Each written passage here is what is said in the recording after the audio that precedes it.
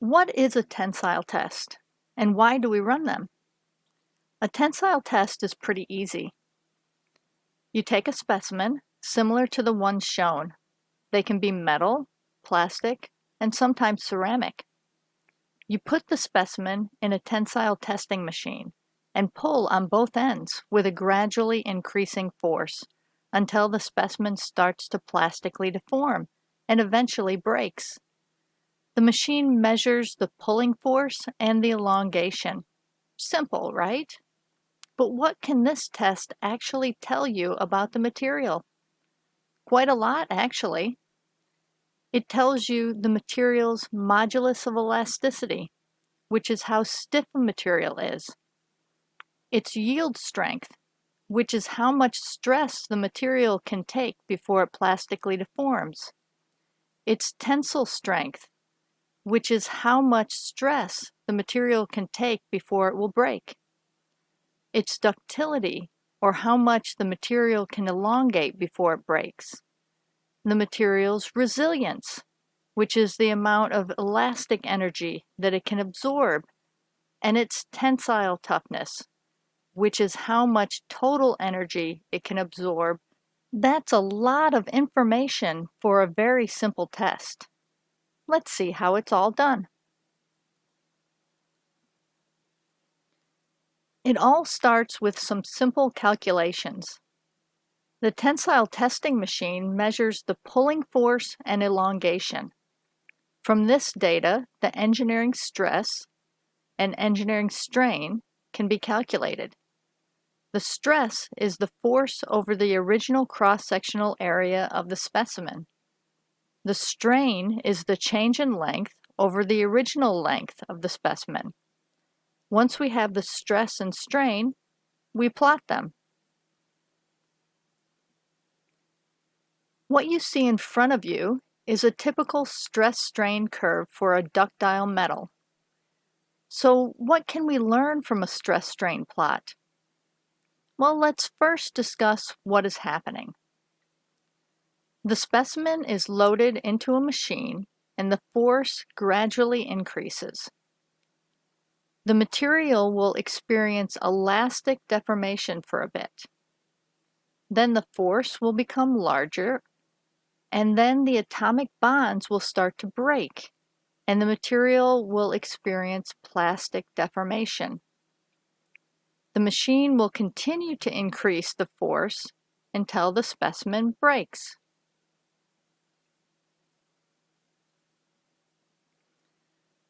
So what can we learn from this graph? Let's start at the beginning. You see the elastic region? It's a straight line. This indicates that the material is linearly elastic.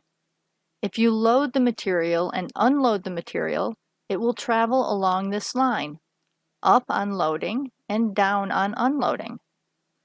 The slope of this line is the modulus of elasticity.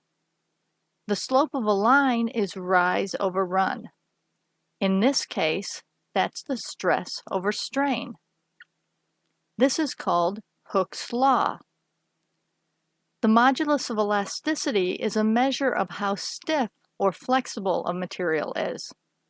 For example, if the line on the stress-strain curve was more like this, it would take less stress to elongate the material, and therefore this material would be more flexible.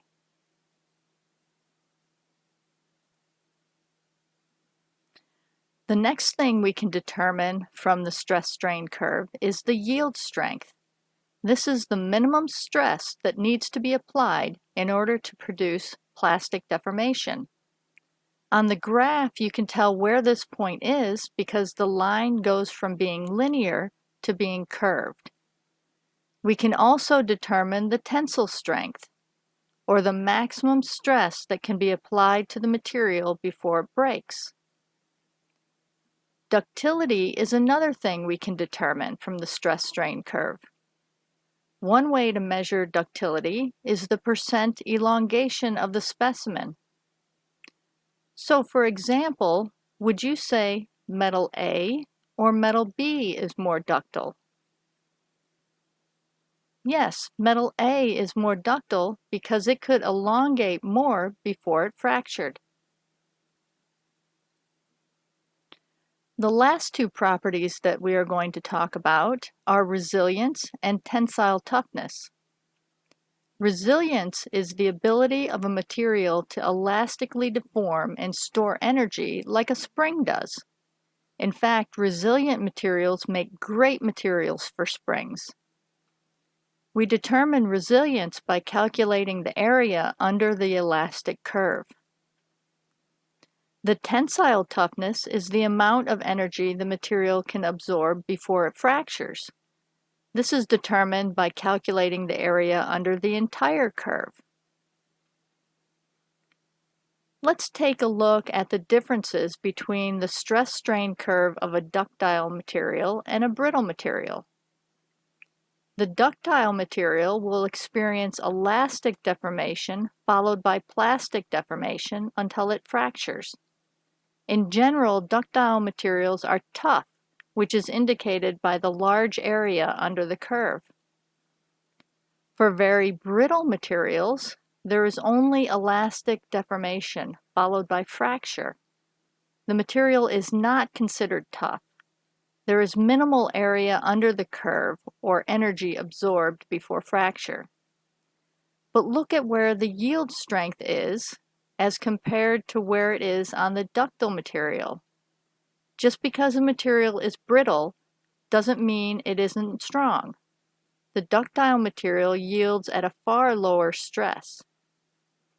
Well, I hope you learned that even from a very simple test, a lot can be learned.